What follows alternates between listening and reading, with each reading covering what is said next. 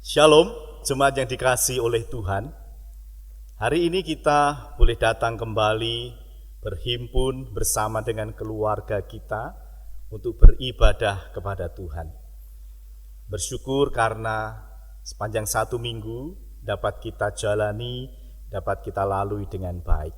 Sekalipun banyak badai kehidupan yang menerpa kita, namun kasih Tuhan, kuasa Tuhan yang Tuhan curahkan dalam hidup kita memampukan kita dapat menjalani satu minggu ini dengan baik. Oleh sebab itu mari kita bersyukur kepada Tuhan melalui ibadah pada pagi hari ini. Dalam pujian, penyembahan dan persembahan kita, kiranya Tuhan menolong kita dalam ibadah pada saat ini. Oleh sebab itu saya mengundang jemaat untuk berdiri. Mari kita tenangkan hati sejenak di dalam saat teduh sebelum kita masuk di dalam ibadah.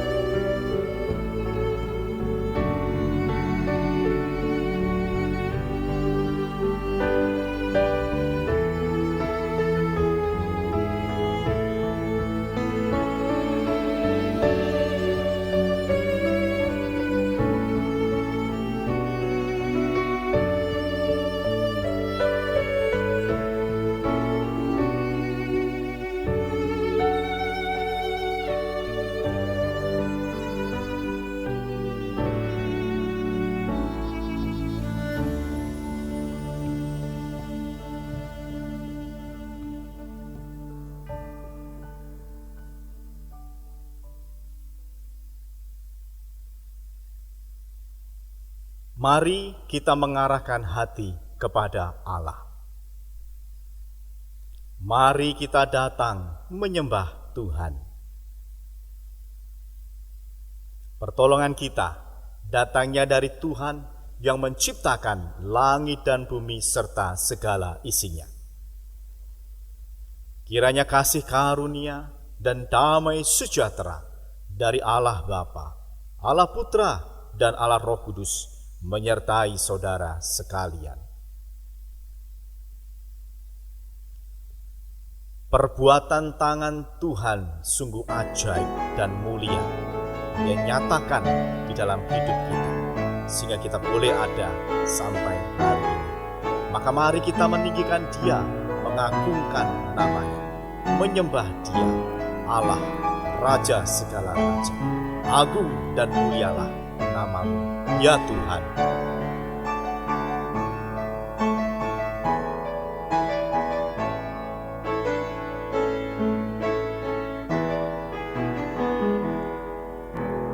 Agung dan mulialah Tuhanku, sempurnalah perbuatan tangan-Mu yang berkuasa atas surga dan seluruh bumi. Siapa yang dapat seperti Kau Tuhan? Agung dan mulialah Tuhanku, maha besar perbuatan tangan-Mu. Aku datang dan bersujud dalam hadirat-Mu, memuja Engkau seumur hidupku. Ku sembah Kau, Allah yang maha besar. Ku sembah Kau, Yesus keselamatanku. Ku sembah Kau yang kudus, kekuatan hidupku. Ajaib Tuhan, sungguh Engkau mulia.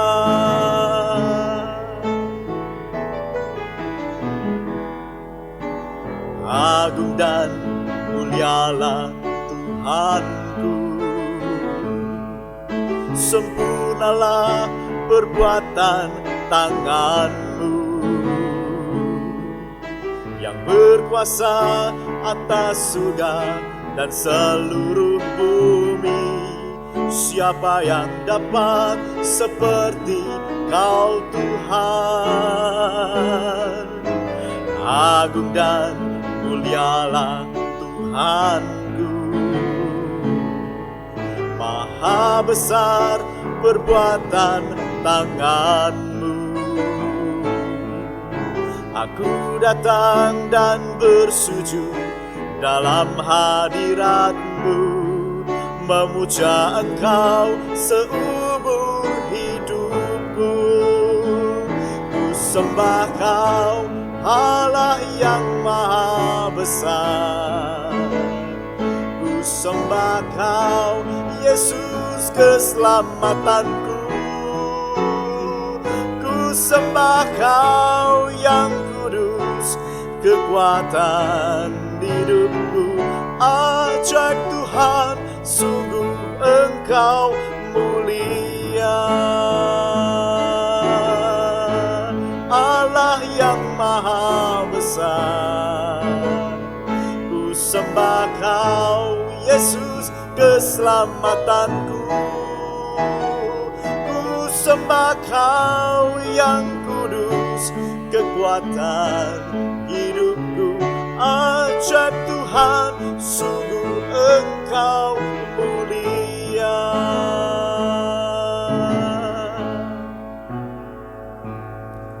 Mazmur 8 ayat yang pertama. Ya Tuhan, Tuhan kami, betapa mulianya nama-Mu di seluruh bumi. Keagungan-Mu yang mengatasi langit dinyanyikan. Ya Tuhan, Tuhan kami, betapa mulianya nama-Mu di seluruh bumi. Cuma dipersilahkan duduk kembali.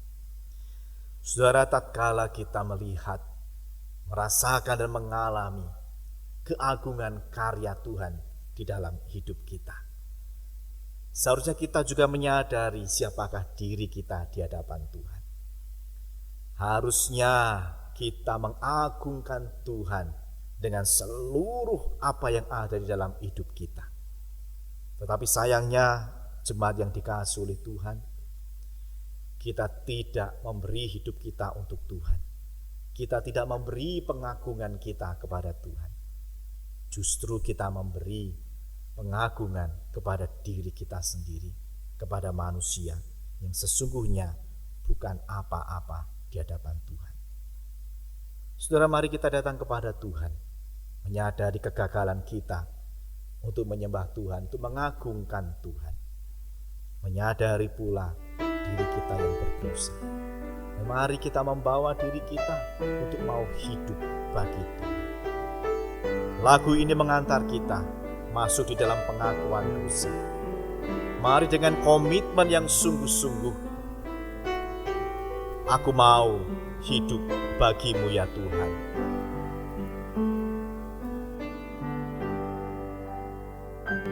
Yesus, Kau kebenaran yang menyelamatkanku. Kau memberikanku hidup dan pengharapan.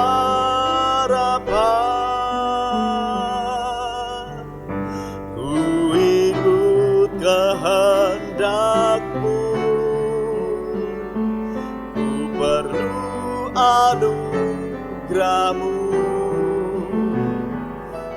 Nyatakan janjiku kepadamu. Kalau ku hidup bagi-Mu, hatiku tetap menyembah-Mu.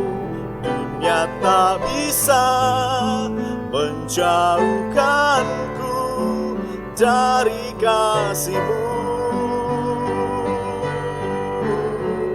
Selama ku hidup bagi-Mu. Mataku tetap memandang-Mu. Dunia tak bisa menjauhkanku dari kasih-Mu. Yesus, Kau kebenaran yang menyelamatkanku. Kau memberikanku hidup dan pengharapan.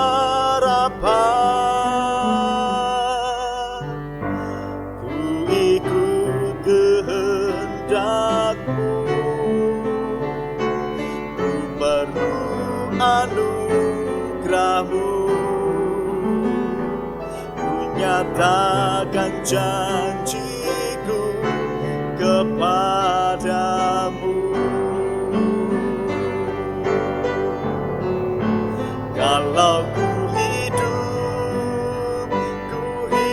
bagimu, hatiku tetap menyembah-Mu. Dunia tak bisa menjauhkanku dari kasih-Mu. Selama ku hidup bagimu, mataku tetap memandang-Mu. Dunia tak bisa menjauhkanku dari kasih-Mu.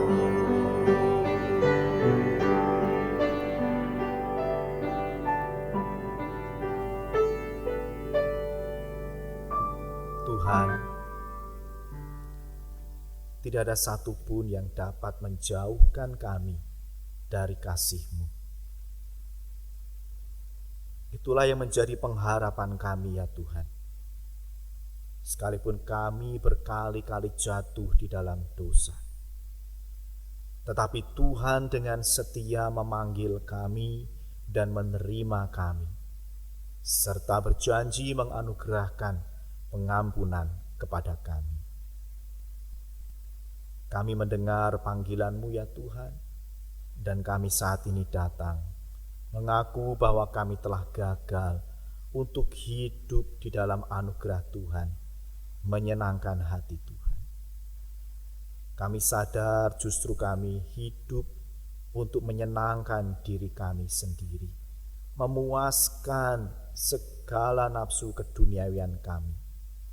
Tuhan, kami telah berdosa di hadapan-Mu.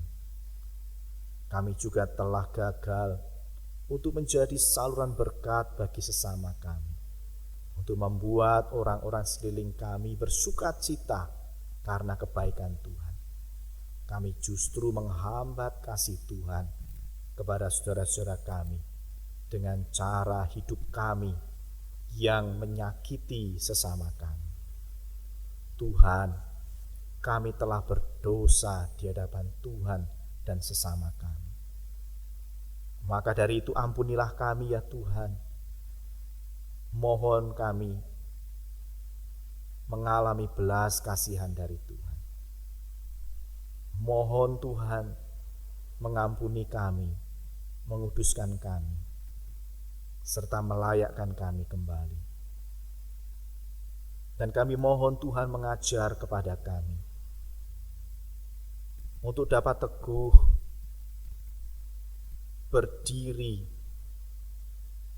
menghadapi berbagai macam cobaan kehidupan, sehingga kami tidak jatuh di dalam dosa, tapi kami tetap memegang firman Tuhan, menghidupi firman Tuhan, sehingga kami selalu menyenangkan hati Tuhan dan menjadi berkat bagi sesama kami.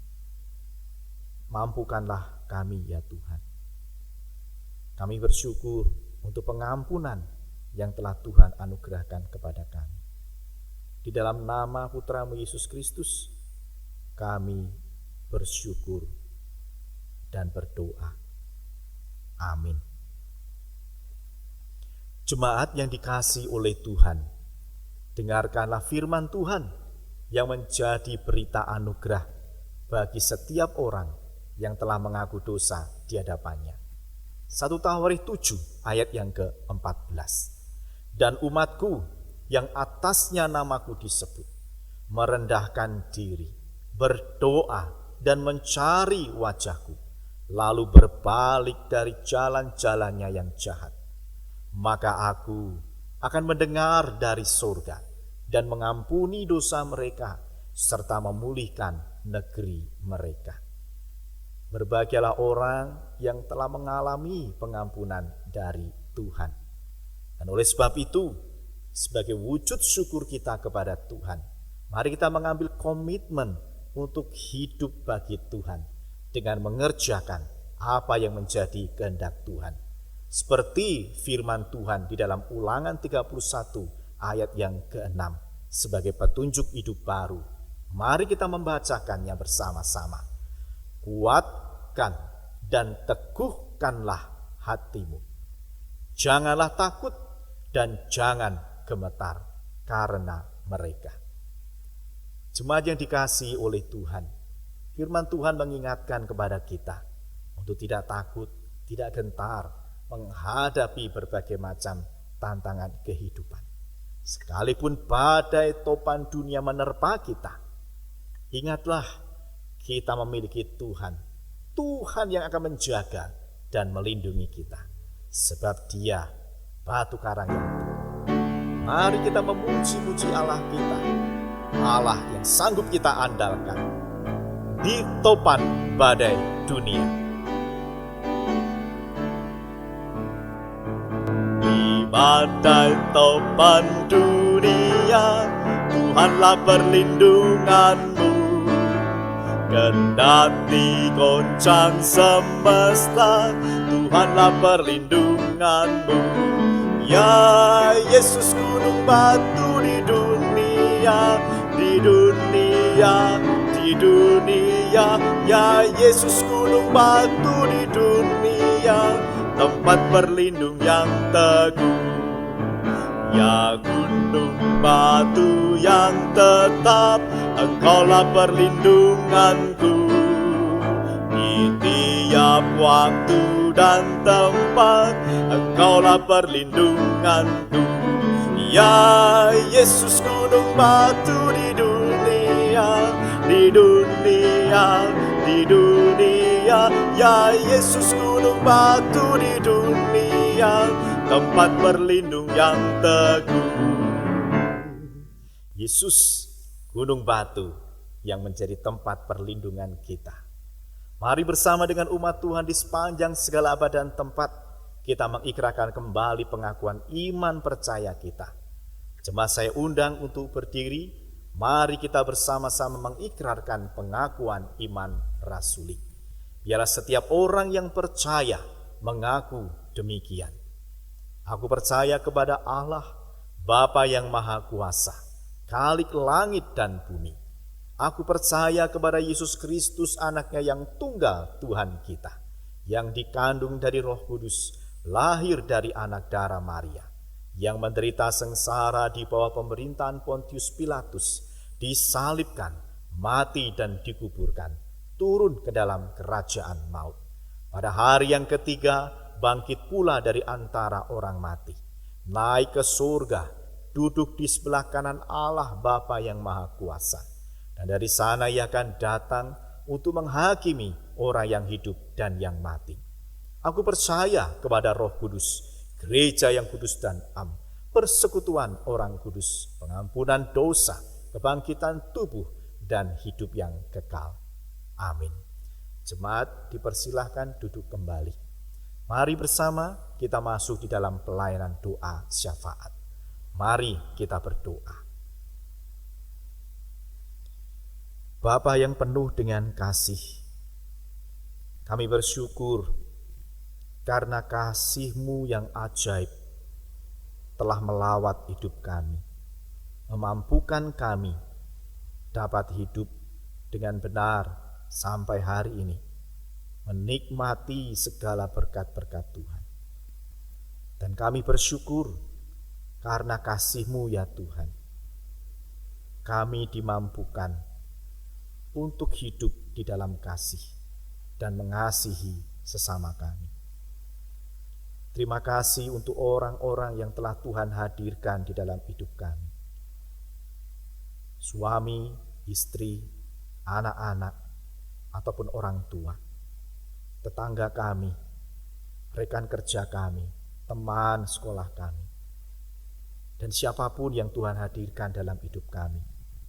Terima kasih ya Tuhan, karena melalui mereka Tuhan bekerja untuk membentuk hidup kami semakin dewasa, semakin bijaksana. Tuhan, kami berdoa untuk saudara-saudara kami yang hari ini berjuang, bergumul dengan sakit penyakit, secara khusus mereka yang terpapar COVID-19. Tuhan, mungkin hari ini mereka berada di dalam ketakutan dan kekhawatiran akan masa depan hidup mereka. Jangan biarkan mereka di dalam kesendirian ya Tuhan. Mari Tuhan hadir di tengah pergumulan mereka, memberi kepada mereka kekuatan khusus, memberi kepada mereka kesadaran akan kehadiran Tuhan, sehingga mereka tetap bisa merasakan hangatnya cinta kasih Tuhan, lembutnya belayan Tuhan, sehingga mereka tetap dikuatkan dan mereka tetap bersemangat menjalani keadaan mereka. Bahkan mereka tetap bisa bersyukur kepada Tuhan. Tolong mereka ya Tuhan, dengan berbagai tantangan, kesulitan yang mereka hadapi untuk sembuh, untuk bebas dari COVID-19. Mungkin kurangnya vitamin, kurangnya obat-obatan, atau bahkan kurangnya konsumsi makanan. Tuhan tetap tolong, Tuhan tetap kuatkan, bahkan Tuhan menyatakan mujizat, menyembuhkan saudara-saudara kami.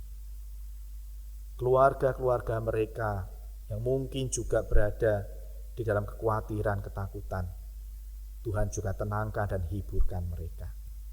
Anugerahkan hikmat dan bijaksana untuk dapat mengambil keputusan yang terbaik, sehingga membantu mereka yang hari ini bergumul melawan COVID-19.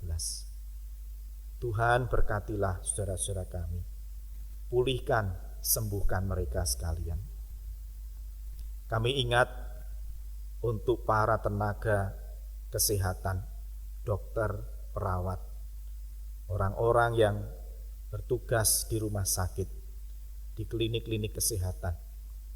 Mereka yang bertugas untuk mengantar, menjemput pasien ataupun jenazah. Tuhan juga menolong mereka. Berikan kekuatan kesehatan, berikan sukacita, damai sejahtera, sehingga mereka tetap bisa mengerjakan tugas pelayanan mereka dengan baik. Dan kami mohon ya Tuhan, biarlah Tuhan menolong pula saudara-saudara kami yang juga berperan besar bagi para jenazah, yaitu menguburkan. Tuhan tolong mereka, orang-orang yang terlibat langsung di dalam pengurusan jenazah. Tuhan tetap kuatkan mereka, Tuhan juga berikan penghiburan, damai sejahtera, dan kecukupan dari apa yang mereka perlukan untuk tetap kuat dalam melaksanakan tugas-tugas mereka.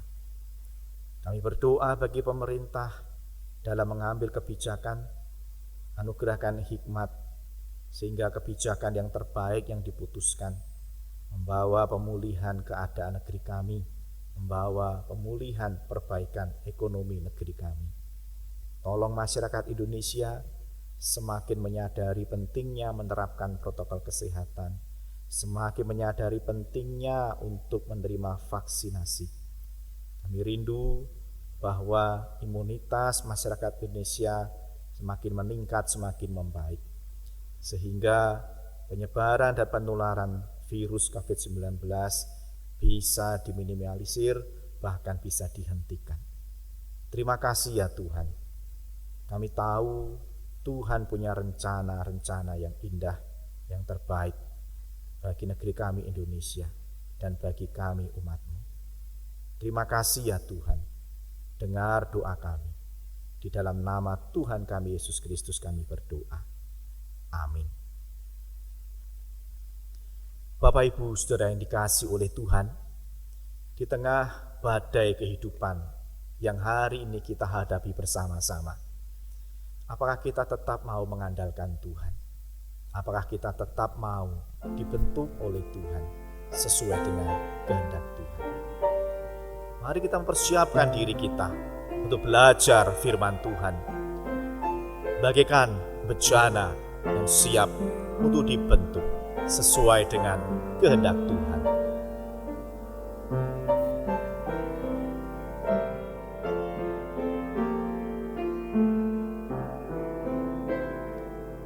Bagaikan bejana siap dibentuk, demikian hidupku di tangan-Mu.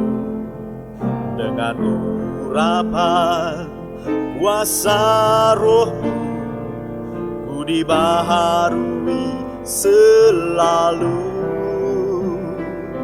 Jadikan ku Allah dalam rumah-Mu, inilah hidupku di tangan-Mu. Bentuklah seluruh kehendak-Mu, pakailah sesuai rencana-Mu.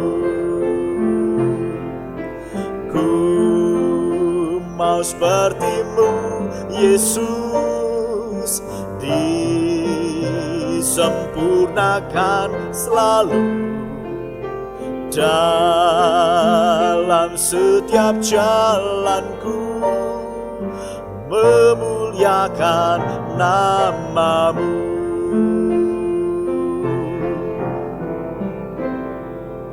Bagaikan bejana siap dibentuk, demikian hidupku di tangan-Mu. Dengan urapan kuasa Roh-Mu, ku dibaharui selalu. Jadikan ku Allah dalam rumah-Mu, inilah hidupku di tangan-Mu. Bentuklah seluruh kehendak-Mu, pakailah sesuai rencana-Mu. Ku mau seperti-Mu, Yesus, disempurnakan selalu dalam setiap jalanku, memuliakan nama-Mu.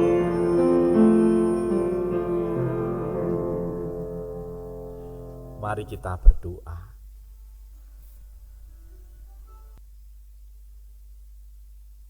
Tuhan Bapa kami di dalam surga,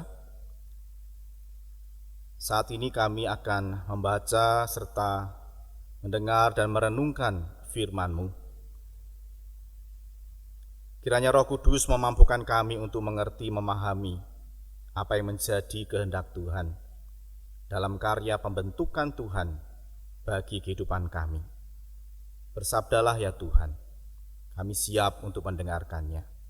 Di dalam nama Putra-Mu Yesus Kristus kami berdoa dan mengucap syukur. Amin.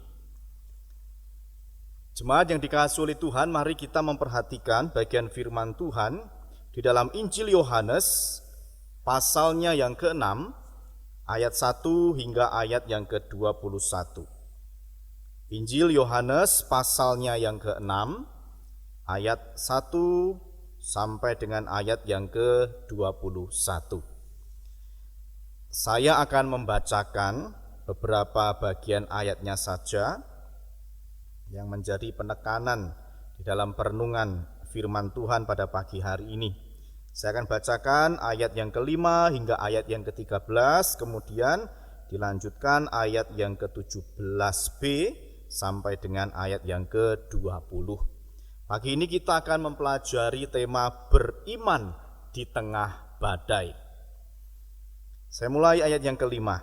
Ketika Yesus memandang sekelilingnya dan melihat bahwa orang banyak berbondong-bondong datang kepadanya, berkatalah ia kepada Filipus, "Di manakah kita akan membeli roti supaya mereka ini dapat makan?" Hal itu dikatakannya untuk mencobai dia, sebab ia sendiri tahu apa yang hendak dilakukannya. Jawab Filipus kepadanya, "Roti seharga 200 dinar tidak akan cukup untuk mereka ini, sekalipun masing-masing mendapat sepotong kecil saja." Seorang dari murid-muridnya, yaitu Andreas, saudara Simon Petrus, berkata kepadanya, "Di sini ada seorang anak yang mempunyai 5 roti jelai dan 2 ikan. Tetapi apakah artinya itu untuk orang sebanyak ini?" Kata Yesus, "Suruhlah orang-orang itu duduk." Adapun di tempat itu banyak rumput, maka duduklah orang-orang itu, kira-kira 5.000 laki-laki banyaknya.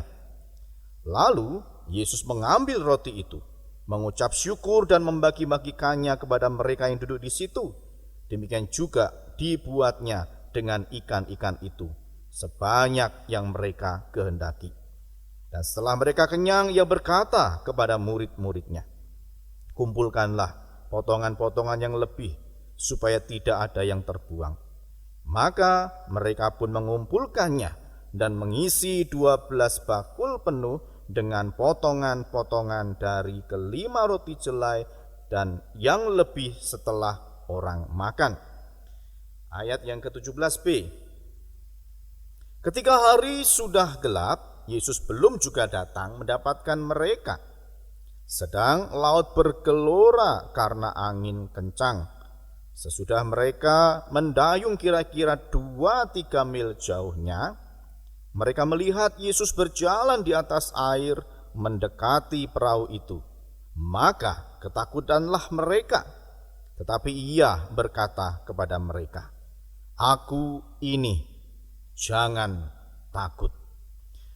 Bapak Ibu, saudara yang dikasihi oleh Tuhan, di dalam keadaan dunia hari ini, bahkan juga keadaan negeri kita Indonesia saat ini, sikap iman kepada Tuhan itu sangat dibutuhkan sekali.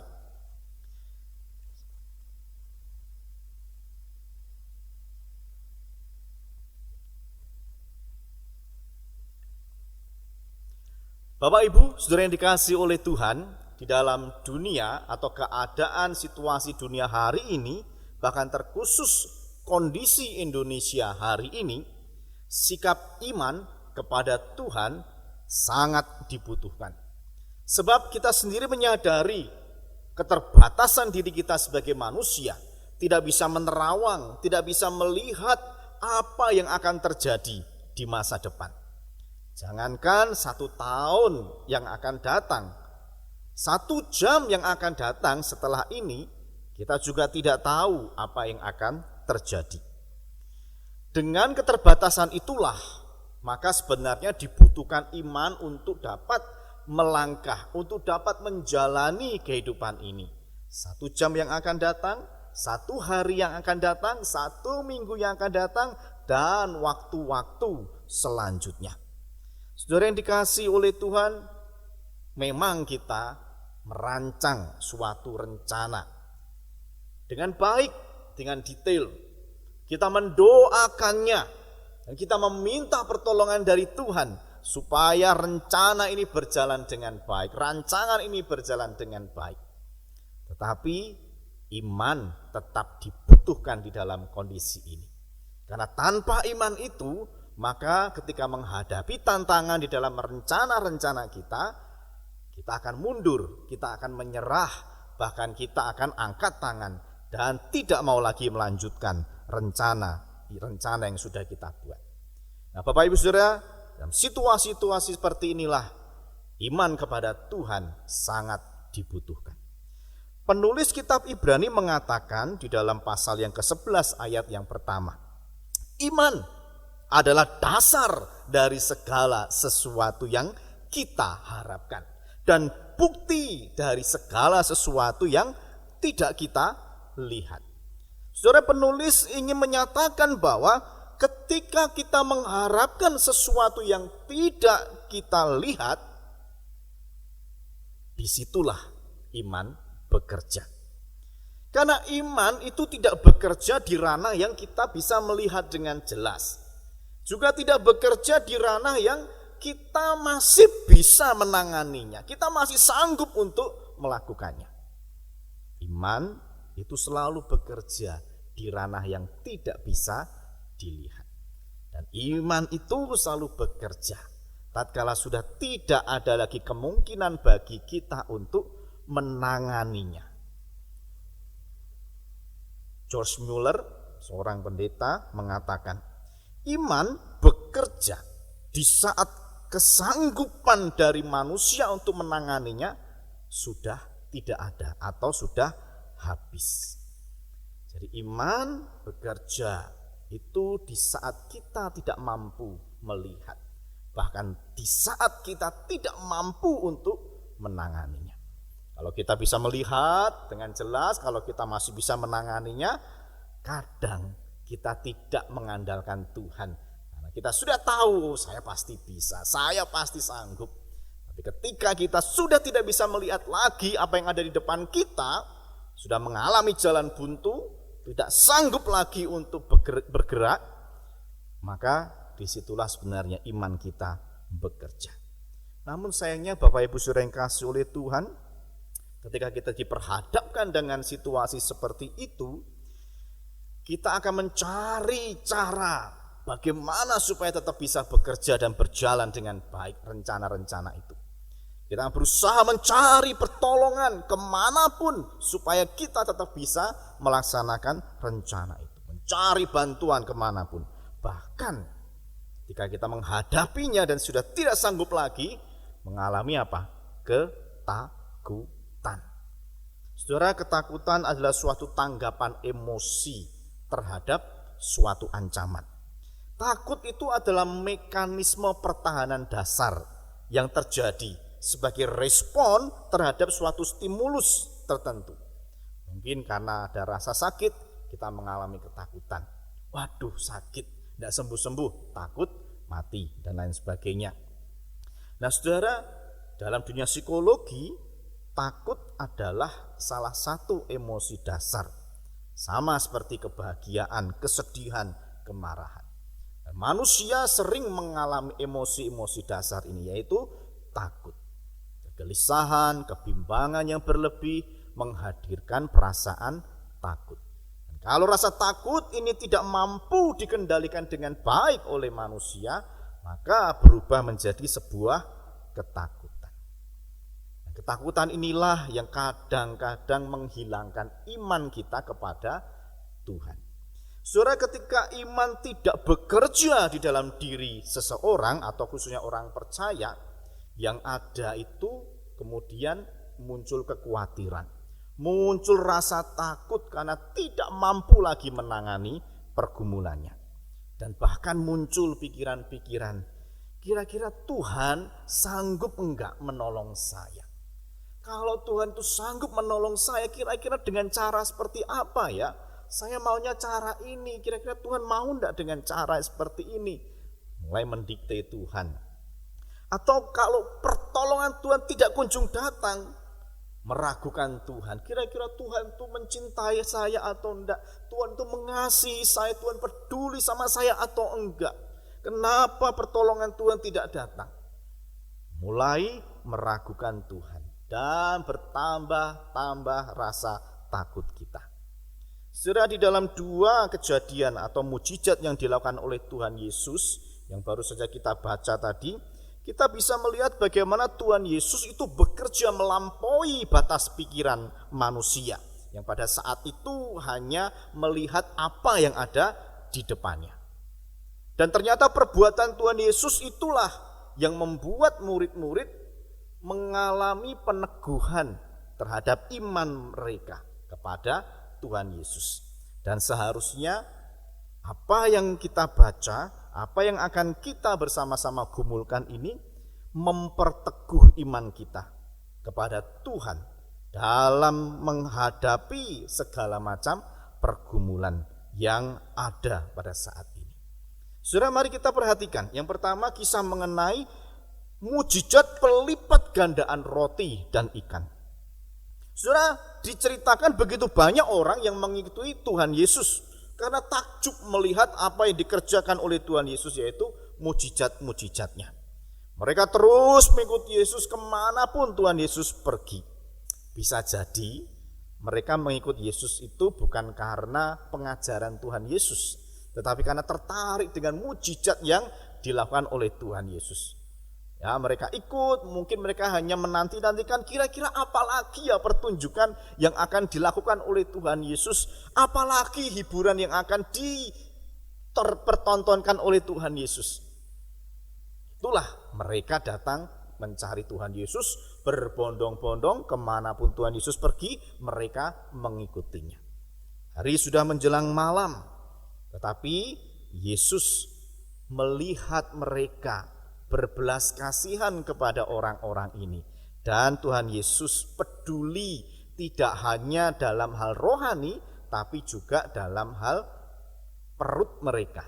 Maka Tuhan Yesus menyuruh salah satu muridnya untuk mencari makan, memberi makan kepada orang-orang tersebut.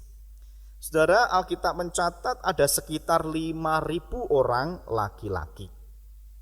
Biasanya kalau hanya disebutkan 5.000 orang laki-laki, yang laki-laki itu biasanya adalah mereka yang dewasa. Tidak dicatat tentang keberadaan perempuan dan keberadaan anak-anak.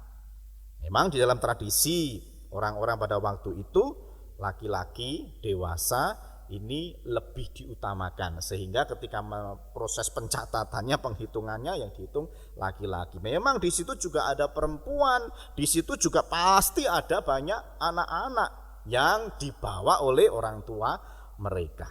Artinya lebih dari 5.000 orang yang harus diberi makan oleh murid-murid. Bapak Ibu Saudara bisa membayangkan kemustahilan bagaimana harus memberi makan 5.000 lebih orang pada waktu itu.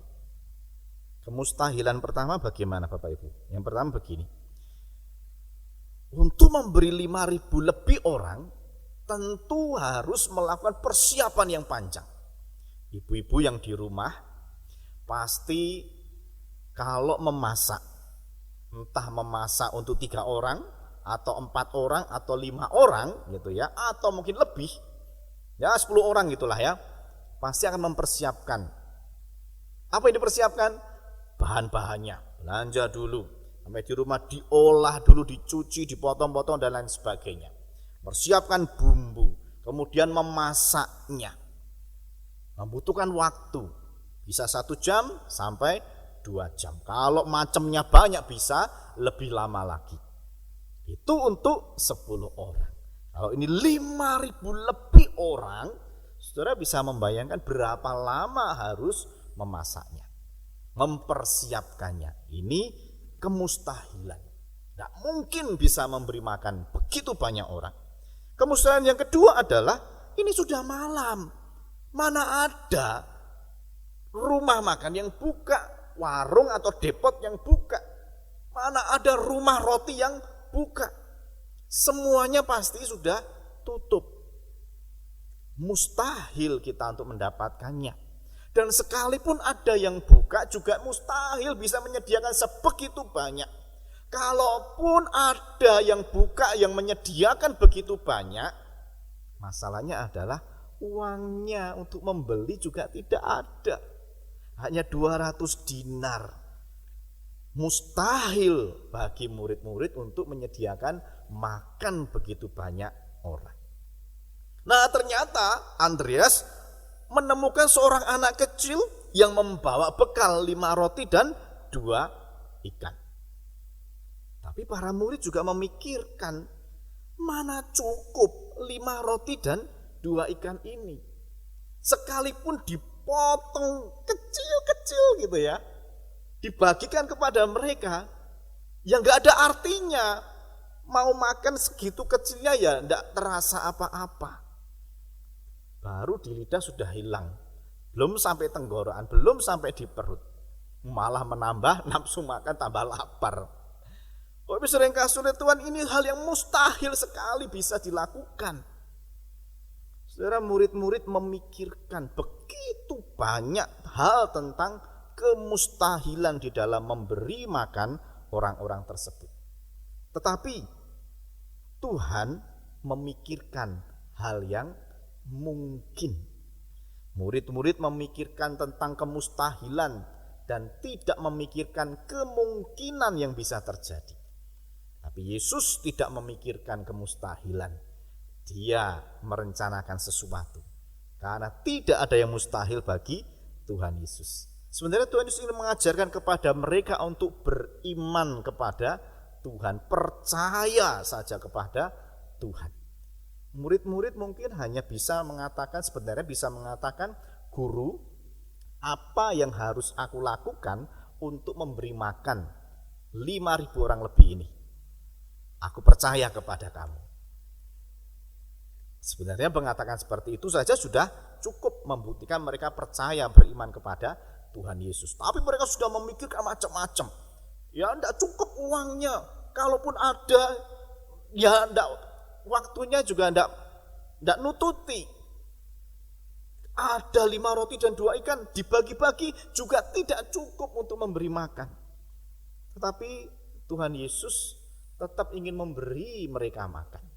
Dengan 5 roti dan 2 ikan itu, Tuhan Yesus memberkati dan melipat gandakan, berlimpah, sehingga bisa memberi makan semua orang pada waktu itu. Dan dikumpulkan tersisa 12 bakul. Saudara yang dikasihi oleh Tuhan, kita mungkin tidak memikirkan, kok bisa seperti itu, dan kok bisa Tuhan melakukan seperti itu. Murid-murid hanya memikirkan beli, dan beli. Uangnya tidak ada, dan lain sebagainya. Mujizat yang kedua, Bapak Ibu Saudara, Tuhan Yesus berjalan di atas air. Murid-murid, ya setelah Tuhan Yesus mengajar, Yesus kemudian menyingkir ke suatu tempat dan murid-murid berada di situ. Lalu mereka berlayar lebih dahulu menuju ke Kapernaum, tanpa Yesus bersama dengan mereka. Nah saudara, dalam pelayaran itu terjadi sesuatu yang mengejutkan pula. Mereka sudah 2-3 kilo sekitar 3-4 kilo, di Alkitab katakan 2-3 mil. Kalau dalam ukurannya kilometer ya sekitar 3-4 kilometer. Dan ternyata di tengah perjalanan itu sudah jauh dari bibir pantai, mereka mendapati peristiwa, kalau di dalam Injil Yohanes itu angin sakal. Angin sakal itu adalah angin yang arahnya berlawanan dengan arah lajunya dari perahu atau kapal ini. Jadi kalau kapalnya berlayar ke tengah, anginnya berhembus ke tepi pantai, ke pinggir pantai. Jadi membuat mereka juga mengalami kesulitan. Dan terombang-ambing juga perahu mereka. Dan dalam situasi seperti ini, mereka melihat ada orang yang mendekat dan berjalan di atas air, bukan berenang tapi berjalan di atas air. Malam-malam lagi, di tengah danau lagi. Saudara, ini adalah peristiwa yang membuat mereka terkejut, bahkan dikatakan mereka ketakutan, berteriak-teriak. Sudah bisa membayangkan kalau teriak-teriak seperti itu kan ada suatu ketakutan yang luar biasa. Lalu saya bisa membayangkan, cepat dayung ya. Dayung cuma 2, bagaimana cara mendayung lebih cepat gitu ya. Dan kemudian ada berteriak-teriak, ya apa? Ini kan anginnya juga berlawanan dengan arah perahu mereka. Jadi bertambah susah, bertambah emosi, ketakutan muncul dalam diri mereka. menyangka bahwa yang sedang menghampiri mereka adalah hantu. Saudara, siapa lagi kalau bukan hantu yang berada di tengah danau, berjalan di atas air? Kalau bukan hantu, siapa lagi? Itu yang ada di dalam pikiran mereka. Tetapi Yesus menenangkan mereka. Aku ini, jangan takut. Sering kasih oleh Tuhan, yang ada di dalam pikiran murid-murid saat itu, yang mendatangi mereka, yang sedang berjalan di atas air itu adalah hantu, bukan Tuhan. Nah, di dalam dua peristiwa ini kita bisa melihat bahwa murid-murid hanya memikirkan yang menjadi kemustahilan. Yang pertama, mustahil bisa memberi makan orang sebanyak ini. Yang kedua, mustahil ada manusia yang berjalan di atas air, itu pasti hantu. Saudara, Tuhan bekerja di luar pemikiran murid-murid. Memang inilah cara Tuhan di dalam bekerja. Tidak dapat diselami oleh manusia. Begitu panjang, begitu lebar, begitu luas hikmat Tuhan di dalam bekerja untuk orang-orang percaya. Saudara yang dikasihi oleh Tuhan, apabila kita mempelajari penyelamatan yang dilakukan oleh Tuhan Yesus kepada orang-orang berdosa seperti saya dan Bapak Ibu Saudara, kita akan sampai pada kesimpulan penyelamatan yang dilakukan oleh Tuhan itu 100% adalah perbuatan dari Tuhan sendiri. Ketidakmampuan manusia untuk menyelamatkan diri sendiri, itulah yang membuat Tuhan bekerja dan melakukan penyelamatan bagi manusia. Saudara yang dikasihi oleh Tuhan, Tuhan menciptakan kita. Tuhan memberi aturan bagi kita. Tapi ketika aturan itu dilanggar, maka wajar Tuhan menjatuhkan hukuman bagi manusia. Manusia selalu dihantui oleh hukuman itu. Manusia berusaha menyelamatkan diri, membebaskan diri dari hukuman itu. Tetapi hukuman itu tetap akan dijalankan, diberikan kepada manusia. Karena manusia tidak mampu untuk menolong dirinya sendiri. Manusia tidak mampu untuk menyelamatkan dirinya sendiri. Maka Tuhan bekerja, melakukan perbuatannya untuk menyelamatkan orang-orang yang berdosa, yang selayaknya dihukum ini. Tuhan bertindak melakukan perbuatannya dengan cara mengutus Yesus Kristus datang ke dalam dunia untuk menjadi manusia dan menggantikan manusia yang seharusnya dihukum. Yesuslah yang dihukum. Saudara, kadang tidak masuk dalam pikiran kita. Manusia yang dihukum harus menerima penghukuman itu. Manusia tidak sanggup untuk bekerja, mencari keselamatan dirinya sendiri. Tidak bisa. Tapi justru Allah memikirkan yang lain. Allah mengutus putra tunggalnya untuk menjadi manusia, menggantikan kita menerima hukuman. Tuhan yang dikecewakan, namun Tuhan sendiri yang menyatakan pengampunan melalui pengorbanannya di kayu salib. Kita mungkin tidak pernah memikirkan cara Tuhan dalam menyelamatkan kita. Kenapa harus dengan cara jadi manusia? Kenapa harus menderita sengsara? Dan kenapa harus disalibkan, mati? Kita mungkin tidak pernah memikirkan, tetapi cara Allah memang demikian. Dan untuk memperoleh keselamatan itu, Bapak Ibu Saudara, Tuhan Yesus hanya menyuruh kita untuk beriman, percaya kepada Tuhan Yesus, menerima Dia sebagai Tuhan dan Juru Selamat pribadi. Mungkin kita bertanya, wah kok cuma beriman? Gampang sekali beriman kepada Tuhan Yesus supaya dapat keselamatan. Mungkin kita bisa mengatakan gampang sekali. Tetapi tidak mudah bagi Kristus untuk menyatakan karya keselamatan bagi kita. Pengorbanannya luar biasa untuk kita. Tapi kita mungkin bisa mengatakan gampang, hanya percaya kepada Tuhan Yesus. Tetapi yang gampang itu belum tentu gampang.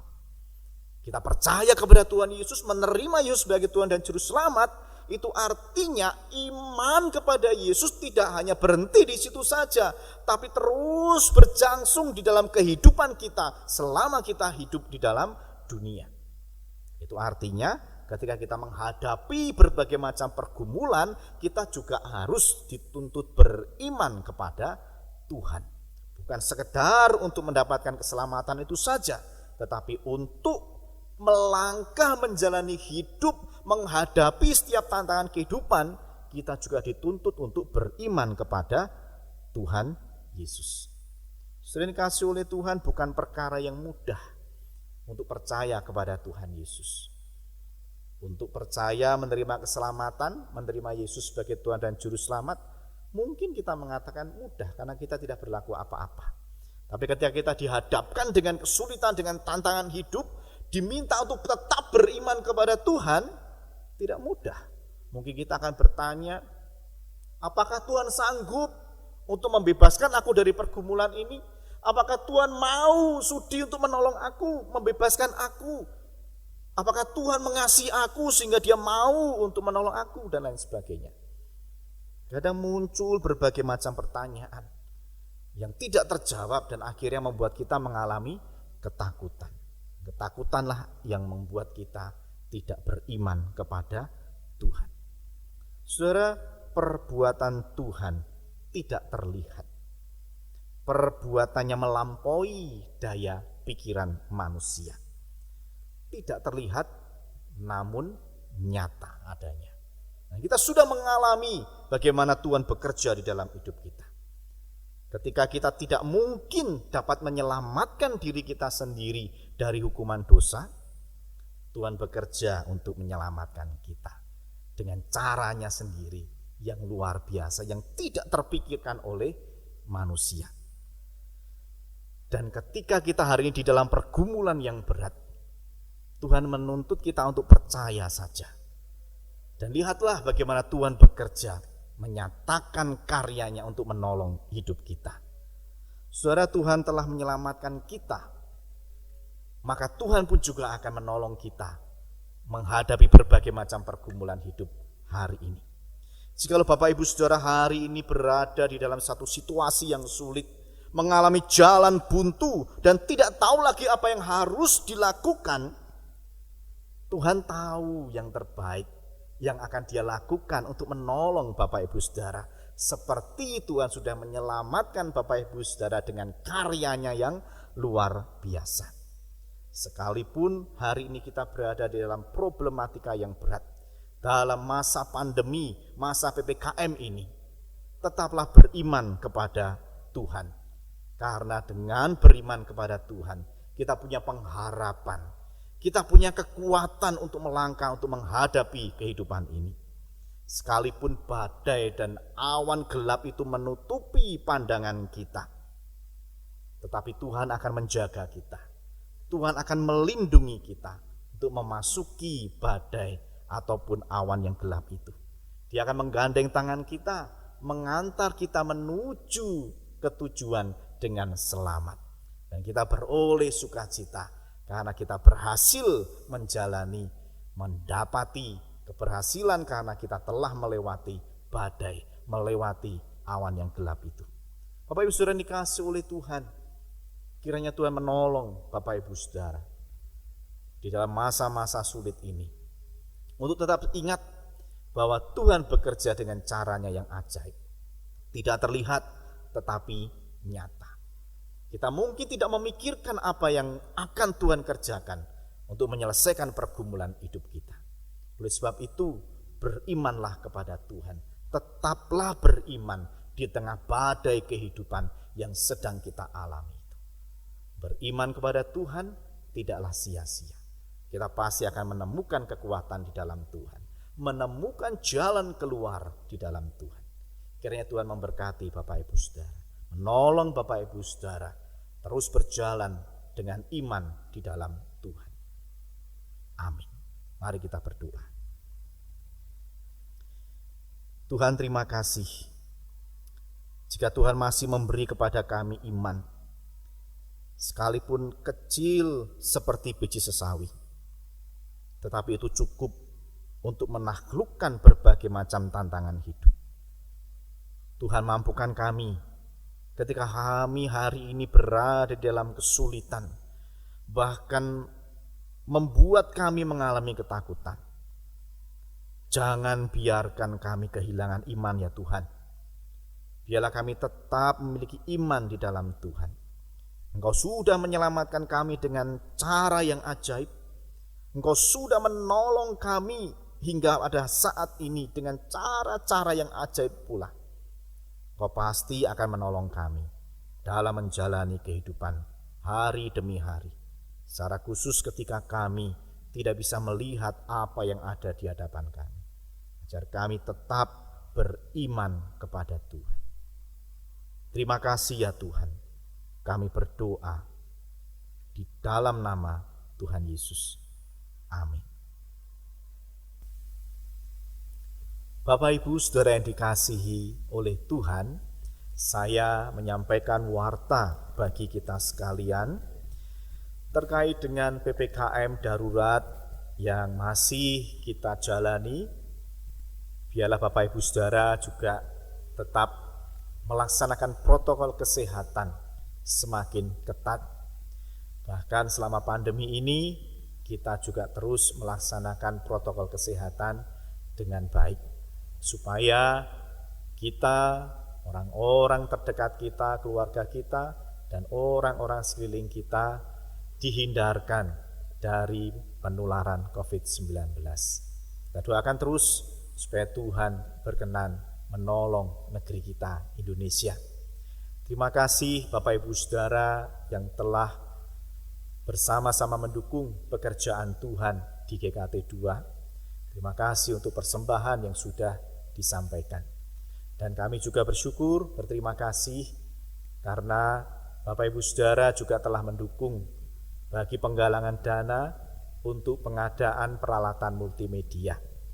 Dan kami tetap membuka persembahan supaya kiranya Bapak Ibu Saudara terus mendukung apa yang menjadi pergumulan gereja. Dengan demikian kita tetap bisa beribadah dengan baik, secara khusus Bapak Ibu Saudara yang ada di rumah bisa mengikuti ibadah dengan baik. Saya mengundang Bapak Ibu Saudara setiap hari Selasa bisa mengikuti persekutuan doa secara online. Dan ikutilah juga kegiatan-kegiatan gerejawi lainnya, kaum muda dan juga sekolah minggu. Kiranya kita semua tetap bisa bertumbuh dan memuliakan nama Tuhan. Mari kita akan mengakhiri ibadah pada pagi hari ini. Saya mengundang seluruh jemaat untuk berdiri. Kita naikkan segala pujian, hormat, serta kemuliaan bagi Allah Tritunggal. Puji Allah Bapa Putra, puji Allah Roh Kudus, ketiganya yang esa, pohon selamat, sumber berkah. Amin.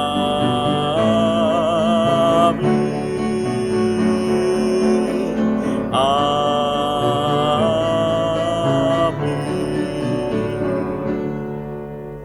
Kekasih-kekasih Allah, arahkan hatimu kepada Dia dan terimalah berkat-Nya. Kiranya Tuhan memberkati engkau dan melindungi engkau. Tuhan menyinari engkau dengan wajah-Nya dan memberi engkau kasih karunia. Tuhan menghadapkan wajah-Nya kepadamu dan memberi engkau damai sejahtera. Amin. Amin. Amin.